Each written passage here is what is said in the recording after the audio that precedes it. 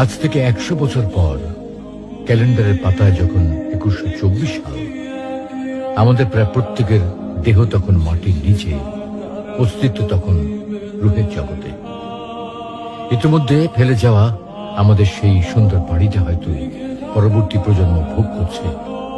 পছন্দের কাপড়গুলো ব্যাকডেটেড হয়ে গেছে।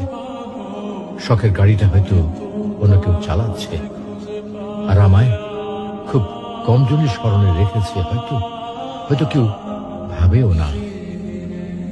হাতে তাদের সময় নেই, যাদের জন্য এত কিছু করতে করতে নিজের জীবনটাই শেষ করে দিয়েছিলাম। আচ্ছা, বাস্তবতার এই জীবনে আপনি আপনার দাদার দাদাকে কতবার স্মরণ করেন? আপনার দাদির কথা আপনি কখনো কি আপনার মনে পড়ে? পৃথিবীর বুকে আজকে এই বেঁচে থাকা, এত হইচই, এত মায়া কান্না এভাবেই চলছে। গত হওয়া অসংখ্য প্রজন্মকে টপকে আমরা এই জীবন লাভ করেছি। তেমনিভাবে আগামীতে অসংখ্য প্রজন্মের ভিড়ে হারিয়ে যাবে আমাদের এই জীবন। কিন্তু খুব কম লোকই সময় পায় ফেলে যাওয়া জীবনটা একটু ফিরে দেখার। বাস্তবতা হচ্ছে এই জীবনটা আমাদের কল্পনার চেয়েও অনেক অনেক ছোট।